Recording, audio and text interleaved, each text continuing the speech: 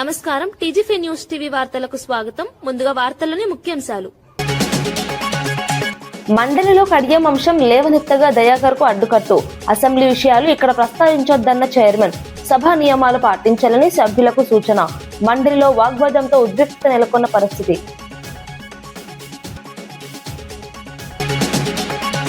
తనపై దాడి వెనుక కుట్ర ఉందన్న రఘురామ ఆరోపణ. ఆలయ సందర్శనలో దాడి యత్నం జరిగిందన్న ఎంపీ. కారం చెల్లి దాడి చేయాలని ప్రయత్నించారన్న వ్యాఖ్య. ఘటనపై పూర్తి దర్యాప్తు చేయాలని డిమాండ్.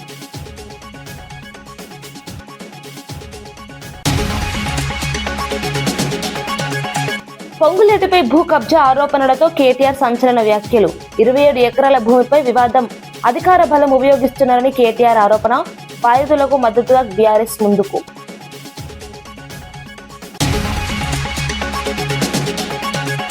అమరావతి తీర్మానంపై బొత్స ఘాటు విమర్శలు. ప్రభుత్వం నిర్ణయం ప్రయోజన రహితమన్న వ్యాఖ్య. గత ఖర్చులపై ప్రశ్నలు లేవనెత్తిన బొత్స ప్రజలను గందరగోళంలో పడేస్తున్నారన్న ఆరోపణ.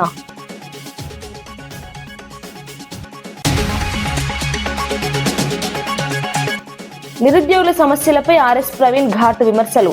విద్యార్థుల ఆత్మహత్యలపై ప్రభుత్వంపై ఆరోపణ. ఉద్యోగాలపై స్పష్టత లేదని యువతలో నిరాశ. పోరాటం కొనసాగిస్తామని ఆర్ఎస్ ప్రవీణ్ హెచ్చరిక.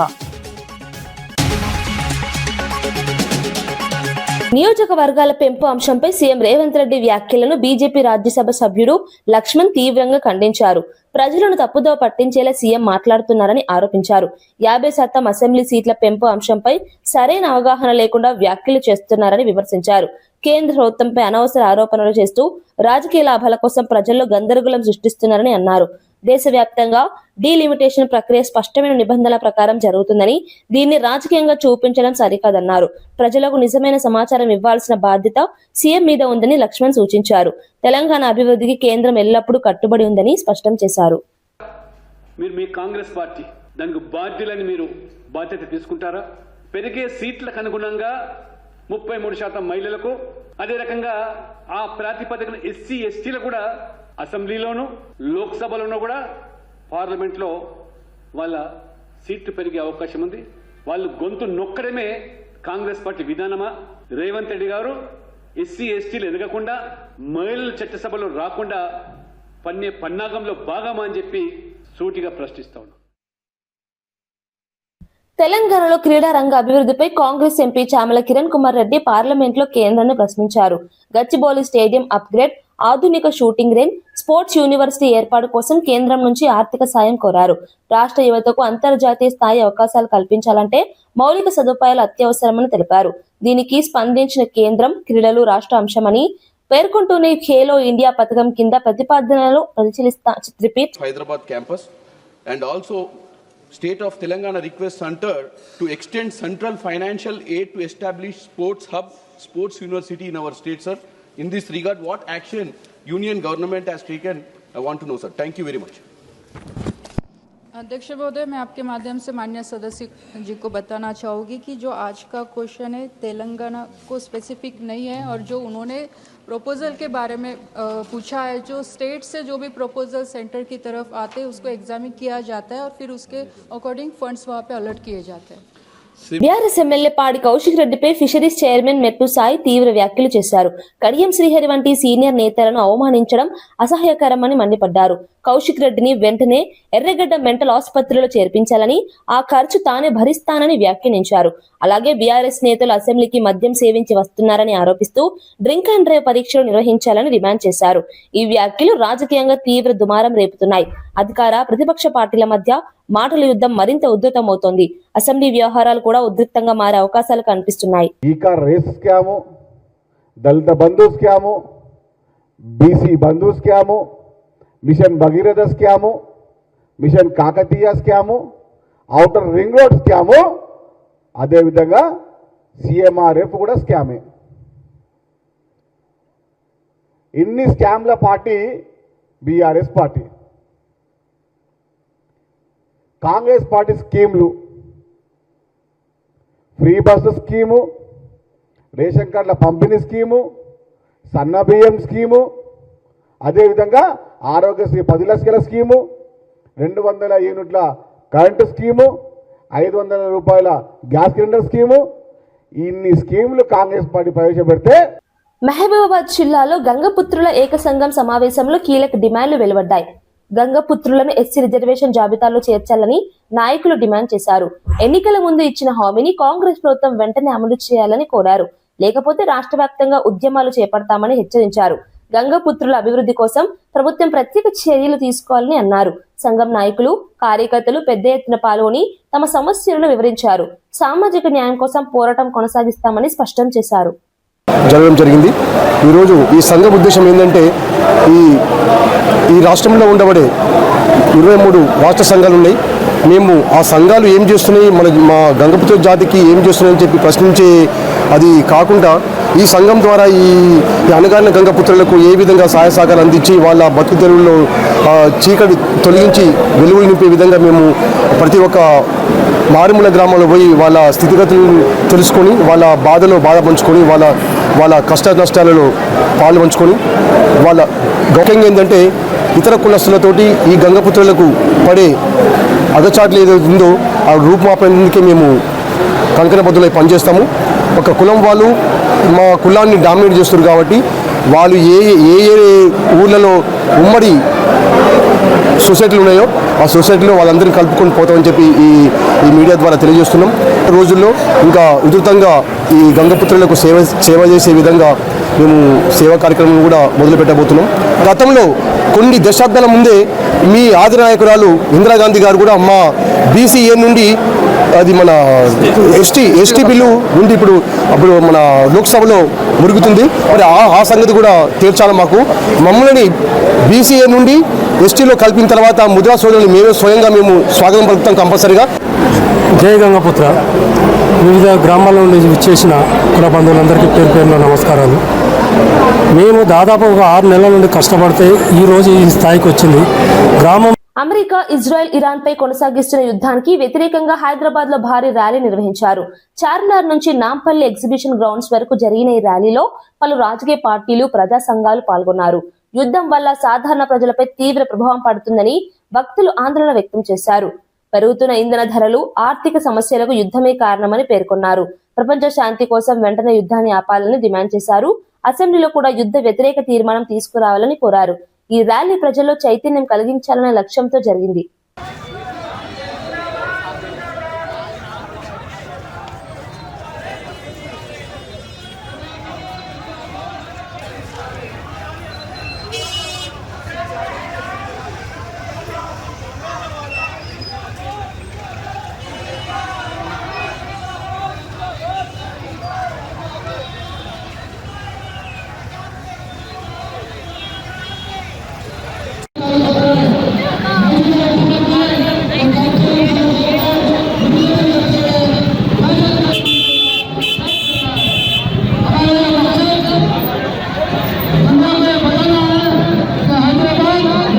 ఒంటిమిట్ట శ్రీరామాలయంలో పూజలు నిర్వహించడం సంతోషకరమని ప్రజాప్రతినిధి తెలిపారు.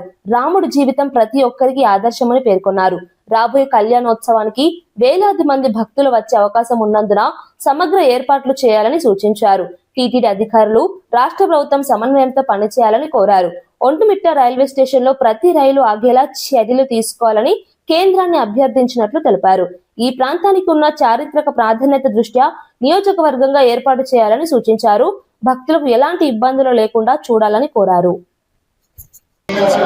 రామచంద్రారెడ్డి గారు, అదేవిధంగా మన రమేష్ యాదవ్ గారు, మా ఎమ్మెల్యే బద్వేల్ ఎమ్మెల్యే సుధర్మ గారు, అదేవిధంగా మాజీ మేయర్ పాకా సురేష్ గారు, నిజాం బాషా గారు, ఇక్కడ స్థానికంగా ఉన్న వాళ్ళ అందరూ కూడా ఇవాళ రామాలయంలో స్వామిని దర్శించుకోవడం జరిగింది. ఈ సందర్భంగా ప్రతి ఒక్కరికి కూడా ఆ శ్రీరామచంద్రుని జీవితము ప్రతి ఒక్కరికి కూడా ఆదర్శవంతమైన జీవితము. త్యాగానికి మారు పేరు, ధర్మానికి మారు పేరు శ్రీరామచంద్రుని పేరు. ఒక అత్యుత్తమమైన కొడుకుగా, ఒక గొప్ప భర్తగా, ఒక ఆదర్శవంతమైన సోదరుడిగా ఆ శ్రీరామచంద్రుని జీవితం ప్రతి ఒక్కరికి కూడా ఆదర్శప్రాయము. అటువంటి ఆ శ్రీరామచంద్రుని ఆశీస్సులు, దీవెనలు ప్రజలందరిపైన ఉండాలని, మన ప్రాంతం సుభిక్షంగా ఉండాలని రైతులందరూ అమరావతి రాజధాని అంశంపై కూటమి ప్రభుత్వం తీసుకున్న తీర్మానాన్ని వైసీపీ నేత బొత్స సత్యనారాయణ తీవ్రంగా విమర్శించారు. ఈ తీర్మానం ప్రయోజన రహితమని పేర్కొన్నారు. గతంలో వేల కోట్ల రూపాయలు ఖర్చు చేసినా పనులు పూర్తి కాలేదని ప్రశ్నించారు. ప్రజలను మోసం చేసేలా రాజకీయ ప్రయోజనాల కోసం ఈ నిర్ణయాలు తీసుకుంటున్నారని మండిపడ్డారు. జగన్ హయాంలో చేపట్టిన అభివృద్ధి పనులను విస్మరిస్తున్నారని ఆరోపించారు. రాజధాని అంశంపై స్పష్టత ఇవ్వకుండా ప్రజలను గందరగోళంలో పడేస్తున్నారని విమర్శించారు. ఈ వ్యాఖ్యలు రాష్ట్ర రాజకీయాల్లో చర్చనీయాంశంగా మారాయి. ఊరిగా ఓదో నోరు ఉందని ఊరిగా మాట్లాడుతూ ఒక పక్క చంద్రబాబు నాయుడు ఒక కొడుకు ఒక పక్క వచ్చి ఆ కూటమి నాయకులు ఒక పక్క ఈయన ఇస్తారు రాజ్యంగా మాట్లాడుతున్నారు. ఇక్కడ కూర్చున్న ప్రధాని కానీ వేదిక మీద పెద్దలందరూ అడుగుతున్నారు. ఈ ప్రాంతానికి సంబంధించిన నాయకుడు స్వర్గీయ అరుణాయుడు గారు చనిపోయి ఎక్కడ ఉన్నారు కానీ ఆత్మ ఎక్కడ ఉన్నారు కానీ ఆయన అధ్యక్షతను కమిటీ చేశారు రాష్ట్ర విభజన కోసం. తెలుగుదేశం పార్టీ వాళ్ళు ఏం చెప్పారండి, రాష్ట్ర విభజనకి మేము వ్యతిరేకం కాదు అని చెప్పి ఆయనతో తీర్మానిపించారా లేదా? ఇది వాస్తవమా అవాస్తవమా? ఇది నేను చెప్తుంది అబద్ధమా? చెప్పండి, దానికి సమాధానం చెప్పండి. అచ్చెన్నాయుడు గారు, నువ్వు మీ నాయకులు మీరు రాజకీయాల కోసం చేస్తూ ఇవాళ వచ్చి మరి పెద్దగా మేము వచ్చి నీతివంతుల్లా మాట్లాడుతూ ఆకివీడులో తనపై జరిగిన దాడి వెనుక పెద్ద కుట్ర ఉందని నరసాపురం ఎంపీ రఘురామకృష్ణరాజు ఆరోపించారు.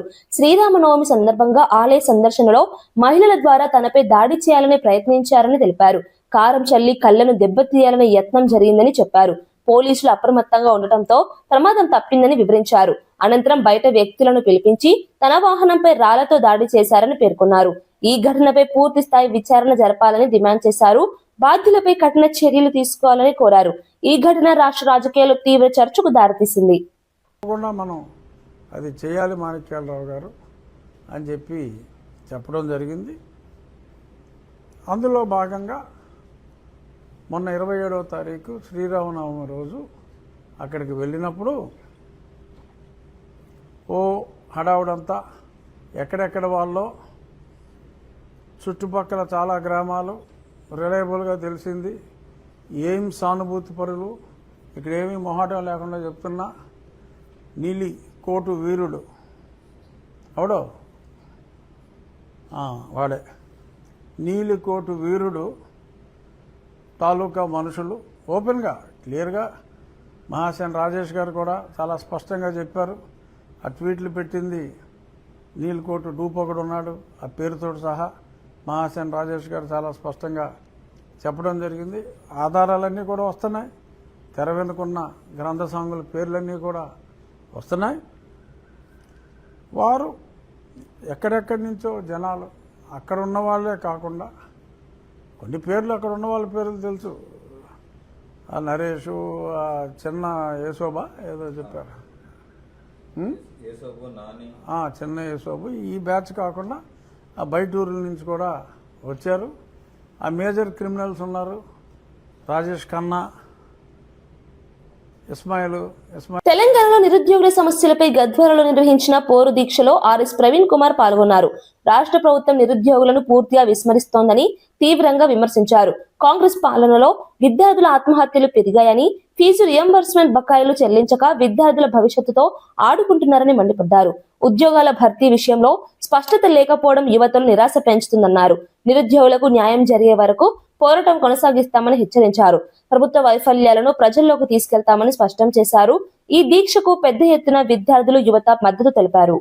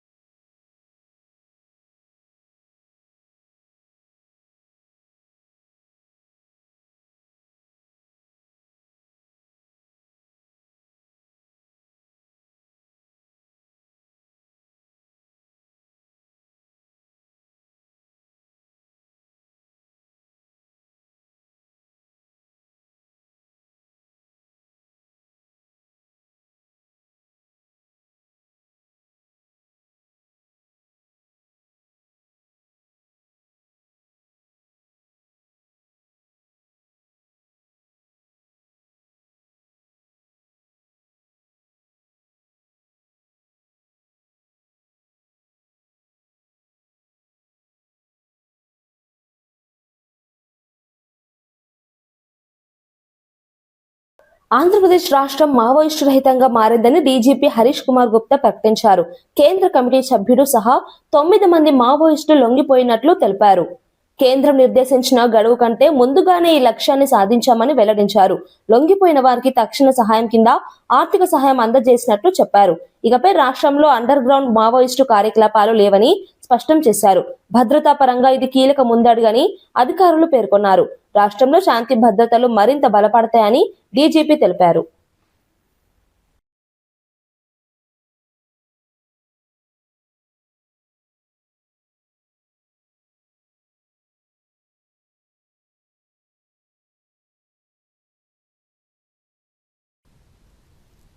ఈ రోజుతో ఈ మొత్తం ఒక లెఫ్ట్ వింగ్ ఎక్స్ట్రీమిజం ఆంధ్రప్రదేశ్లో ఒక ఎండ్కి వచ్చినట్టుగా చెప్తున్నాము.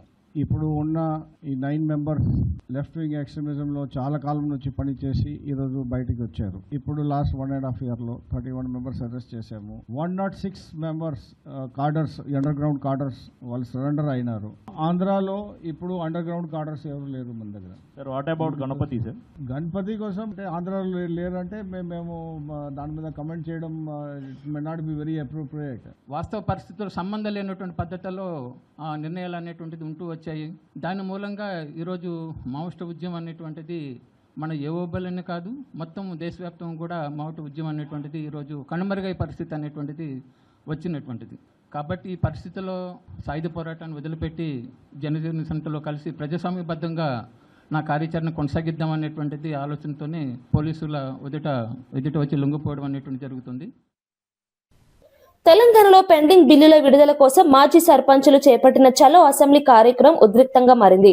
ప్రభుత్వం తమను నిర్బంధిస్తూ కక్ష సాధింపు చర్యలు తీసుకుంటోందని సర్పంచులు ఆవేదన వ్యక్తం చేశారు. కేంద్రం నుంచి వచ్చిన నిధులను రాష్ట్ర ప్రభుత్వం మళ్లించిందని ఆరోపించారు. తమకు రావాల్సిన 531 కోట్ల బిల్లులను వెంటనే విడుదల చేయాలని డిమాండ్ చేశారు. పెద్ద ఎత్తున పోలీసులు మోహరించి నిరసనకారులను అడ్డుకున్నారు. పలువురు సర్పంచ్లను అదుపులోకి తీసుకున్నారు. దీంతో పరిస్థితి ఉద్రిక్తంగా మారింది. ఈ అంశం రాష్ట్ర రాజకీయాల్లో కీలకంగా మారే అవకాశాలు కనిపిస్తున్నాయి. పెండింగ్ బిల్లులు విడుదల చేసి ఆదుకోవాలి, సర్పంచుల కుటుంబాలను విడుదల చేయాలి, పెండింగ్ బిల్లులను పెండింగ్ బిల్లులు చెల్లించాలని చెలో అసెంబ్లీ ముట్టడి కార్యక్రమాన్ని మేము చేయాలని ఒక ర్యాలీగా వస్తున్నాం. మా సర్పంచులని రాత్రే కొంతమందిని తీసుకుపోయి రాష్ట్రంలో సర్పంచులను అరెస్టు చేసినారు.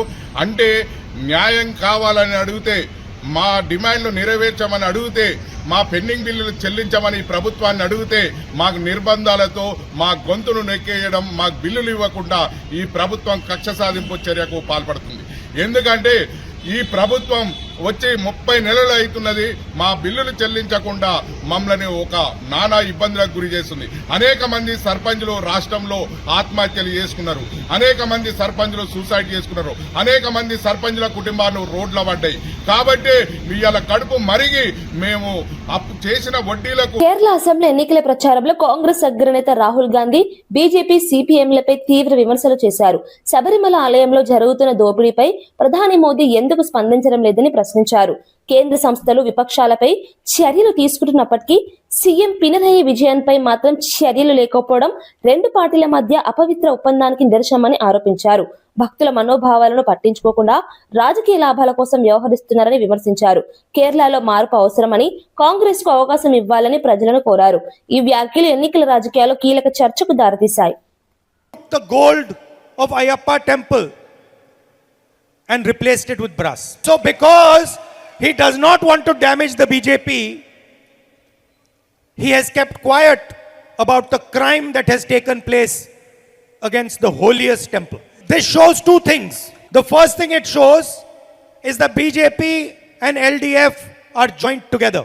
And the second thing it shows is Narendra Modi does not care anything about religion, Hinduism or temples. For him, if he gets a vote from the temple, then he will talk about the temple. If he wants to protect the interest of the LDF, then he will not speak about the temple. We don't make big speeches, but I guarantee you that the UDF government is going to make sure that the criminals who stole from the temple are finished, provided are given the punishment that they deserve.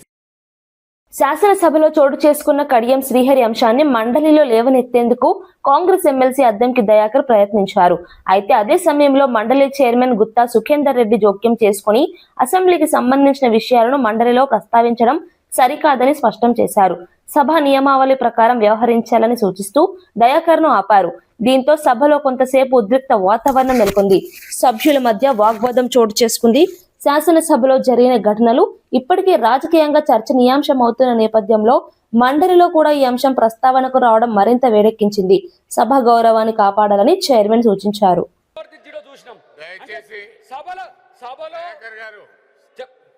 అవతల సభలో జరిగిన విషయాలు ఈ సభలో ప్రస్తావించడానికి వీళ్ళే అధ్యక్ష. అందుకనే గౌరవ సభ్యులకు కూడా చెప్తా ఉన్నాను, మీరు మీ స్థానంలో కూర్చోండి. విన్నారా? మేమింటాం అధ్యక్ష. వాళ్ళు వినే పరిస్థితిలో ఉండే అధ్యక్ష. ఆ సభలో జరిగిన దాన్ని తీసుకొచ్చి ఇక్కడ పెట్టుతున్నారు అధ్యక్ష. ఆ సభలో వాళ్ళు సస్పెండ్ అయ్యి వాళ్ళు ఇష్టారీతిగా ప్రవర్తించడం వల్ల వాళ్ళు సస్పెండ్ అయ్యారు అధ్యక్ష. మరి వాళ్ళని చూసి వీళ్ళు సస్పెండ్ కావాలనుకుంటారో ఏమో తెలియదు కానీ ఇలాంటి బిల్లుల పట్ల వీళ్ళు వ్యవహరిస్తున్న తీరు ఆక్షేపణీయంగా ఉంది అధ్యక్ష. వార్తలు ముగించే ముందు ముఖ్యాంశాలు మరోసారి. మండలిలో కడియం అంశం లేవనెత్తగా దయాకర్ కు అడ్డుకట్టు. అసెంబ్లీ విషయాలు ఇక్కడ ప్రస్తావించొద్దన్న చైర్మన్. సభా నియమాలు పాటించాలని సభ్యులకు సూచన. మండలిలో వాగ్వాదంతో ఉద్రిక్తత నెలకొన్న పరిస్థితి.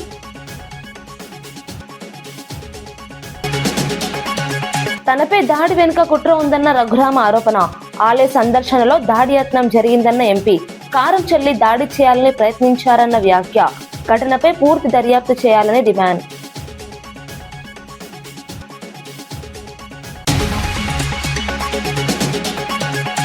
పొంగులేటిపై భూ కబ్జా ఆరోపణలతో కేటీఆర్ సంచలన వ్యాఖ్యలు. 27 ఎకరాల భూమిపై వివాదం. అధికార బలం ఉపయోగిస్తున్నారని కేటీఆర్ ఆరోపణ. బాధితులకు మద్దతుగా బీఆర్ఎస్ ముందుకు.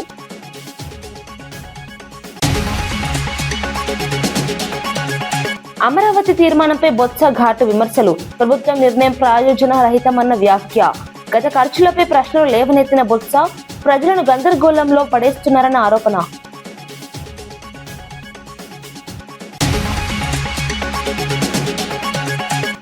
నిరుద్యోగుల సమస్యలపై ఆర్ఎస్ ప్రవీణ్ ఘాటు విమర్శలు.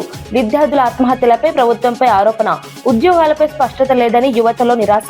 పోరాటం కొనసాగిస్తామని ఆర్ఎస్ ప్రవీణ్ హెచ్చరిక.